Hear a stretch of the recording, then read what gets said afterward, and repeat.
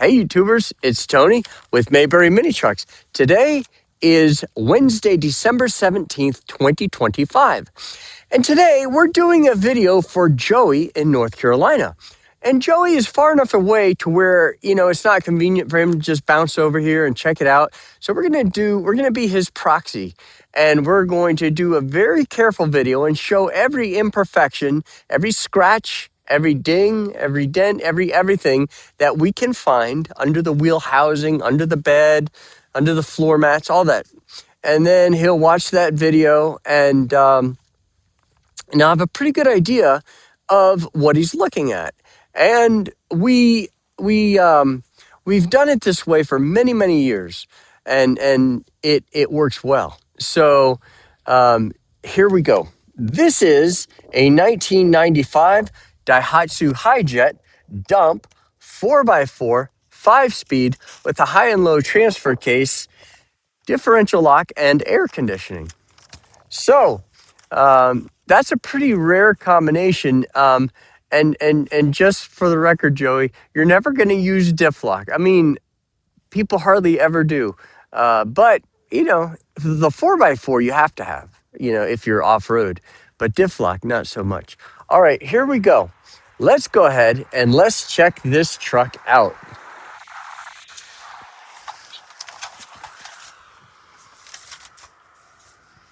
All right. So the first thing I like to do is go around the perimeter of the windshield. And we have a pebble peck where a rock, on the highway hit it. And we've got a few of them. One there, there.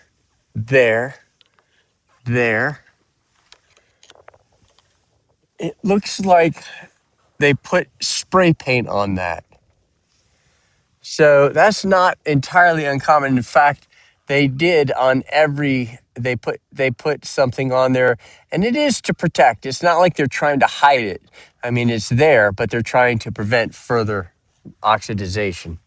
Okay, so now we're coming around the windshield, and we have a little oxidization there and there. Nothing too major. These can actually be sanded and painted. These are 15-inch wipers. You can get those at Walmart. We have a little rust right there. I'll make sure you see that. And now on the front of the truck, we have a pebble peck, a few pebble pecks along the front. Nothing, cancerous, but worth pointing out. Okay, now we're going to look for dings. And there is not a single ding on the front of the truck. We have a pebble peck right there, too. One there. Now, even the valence there looks good. These are your standard 12-volt rectangular headlamps. So if you ever do burn out a headlight, that's the nice thing about the S110P Daihatsu Hijet is it's the lens that or the fixture that you can get at O'Reilly's or AutoZone. Okay, the front bumper looks good. It is not cracked anywhere. I think perhaps that might be a scuff there, maybe. Okay, now we're going to go down the door pillar. We have one ding right there. Coming down. We have a little pebble peck there. We have a scratch there that went all the way to the back there.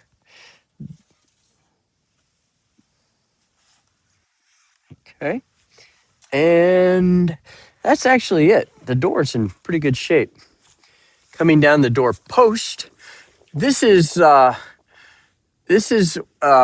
the weld is. That often the weld rusts because it's got such high carbon content. And we've got some scratches here. I'm really being picky, but that's a scratch there. Little scratch there. Little scratch there. And there. Now, looking down the bedside panel, we've got we've got a, a dent from the inside out right here.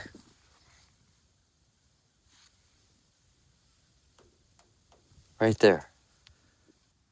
So I think you can see that. I'm trying to show it in the reflection. Okay, now what we're going to do is we're going to look inside the bed. And they painted the inside of the bed. And I'm going to show you what matters. And that is that we don't have any cancer here. This is just to coat the bed itself, but they're not hiding rust damage. This is scratched and surface rust, but that's just inherent with a bed. Now, you have scratches on the inside of the side panel, the inside of the tailgate, and nothing much on this side. But what I want to show you is that they painted the plate of the bed, what we sometimes call the platen, and it does not have any rust through or anything other than simple surface rust.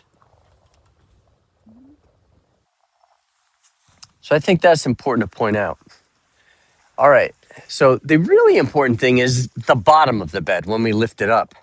All right. So we have a scuff here that's been touched up, touch up paint there, touch up, touch up. This is actually paint here. That's paint there that dripped. So they had the tailgate down and paint dripped there and there. Now we're going to look, we have a dent here on the rail cap. And on the side panel here, it actually looks really nice. It looks really good on the side panel here. Okay, so now we've got a good tire. You know, I didn't look at the back tire on the other side. Let's see. Yeah, good tires. Good tire here. And, oh yeah, that's right. I don't need to look at the bottom of the bed because we're going to lift the bed. So coming down the door post, it looks good. We have a tiny ding here and a tiny ding here. Very, very tiny, like the size of a pencil eraser, maybe. Okay, the door looks really nice. We do have a scuff right there. I think I missed that last time I showed that, but I didn't see that right there. So that's a scuff. And this is the inside of the wheel housing. Actually looks pretty good. No rust. Another good tire. And now let's go ahead and let's look at the door panel. So the door panel is in very good condition. It's not torn. It doesn't even have like a pick in it where somebody might sit here with a screwdriver in their pocket and sometimes it gets a pick. This is in good condition. So we're going to look for rust now on the bottom of the door. And it doesn't have any. So that's nice. Now we're going to look under the floor mat. Beautiful. Really pretty under there. That's kind of what you want to see. Okay. The seat is torn. So it's got its share of tears on the passenger seat. To pull it forward, you have to pull this little lever forward, and then it comes forward like that. And it looks good back there. Let's see. Glove box, little toolkit in there. Okay, now let's go to the other side.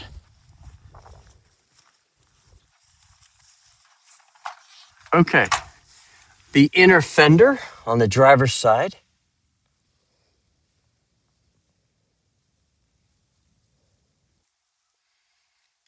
Looks nice. Now the door panel on the driver's side has 2 pick marks. Nice.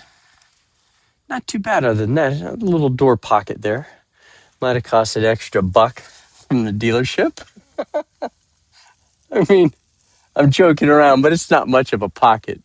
But, if you had your cell phone or your wallet, you could put it in there. Okay, now we're going to look under the floor mat here. So, yeah, this looks really good under the floor mats. And that's kind of important. This seat is remarkable. I think they bought a brand new seat and put it in here. The previous owner. This is your differential lock switch. On, off. Now, about diff lock. You do not want to turn the diff lock or the four-wheel drive on when you're on asphalt. Just don't do it. 4x4s for the grass, the sand, the snow. They do great in the snow. Diff lock, you can't hardly turn a circle when your diff lock is on because your axle is one solid axle, your rear axle. And it makes it very hard to turn because your wheels are locked to turning the same revolutions. And the inner wheel normally wants to spin faster. So that's the issue with diff lock. But you certainly don't want to do that on asphalt or you'll very possibly do damage to the drivetrain. All right, so now this is your high and low. That's high range, 1 through 5. Okay, and now that's low range, 1 through 5. So, and reverse. So, granny low range is nice because you can put it in low 1 and absolutely crawl like half a mile an hour. All right, so now let's make sure we're in neutral, which we are. And now we can start the truck. Starts right up. And now let's go ahead and use this. This is your dump toggle switch. And it's very simple, up and down. So we're going to push this up.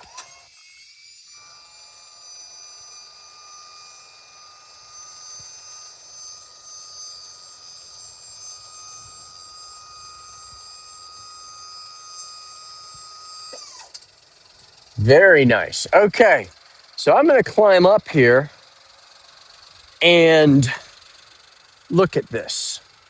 This is pretty important. This is actually more important, in my opinion, than the inside of the bed. Because the inside of the bed, you'll put lumber and, cement bags and, scratch it up. And it looks kind of bad, the scratches. But under here is the actual structural integrity of the bed. All right, so let's keep looking. So here on this rib, we look good. This rib or brace, it looks good.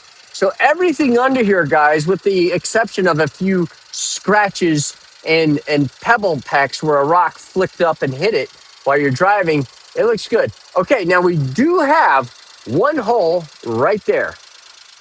So let's take a look at that from up here. There it is. Something got dropped on there and it popped a hole. So, there is that. This is why these videos are so good. So that way you don't get the truck and say, hey, I didn't know about that. But yeah, somebody dropped something and, but it's not rusted out or anything like that. So this looks good under here. That is your differential lock right there. And that's your air conditioning evaporator, your fuel tank, your muffler. But yeah, all right. And the piston on this is in very good condition. It's not scored, and there's no leaking there, no hydraulic fluid leaking. All right, so now we're going to put the dump bed down, and we'll just move the toggle switch in the down position to do that. Very nice. Okay. Beautiful. All right, so now we're going to take it for a drive. So I'm going to put this over here. And the shifting pattern is your traditional H shifting pattern that we're accustomed to. Nothing unusual there. All right, so here we go. One thing about a Daihatsu is they have the tightest turn radius of any mini truck. No other mini truck will turn like that. I mean, it's not like night and day, but it's a little tighter. You like our Christmas decoration? All right. So now we are going to go on this test drive, and the purpose of this test drive is to really put the truck in a demanding set of circumstances, particularly on the way up the hill, not so much going down. Going down, what we want to do is put it in fifth gear and see how it does going 60 miles per hour. Now, Joey is in North Carolina. Mayberry Mini Trucks got the law passed in North Carolina, making mini trucks street legal. We did that, and we service what we sell. So, if you have a problem when your alternator won't charge or something comes up, call us, and, we'll work with you. So we're already going 60 miles per hour, and there is a dog. There are actually many dogs in the road.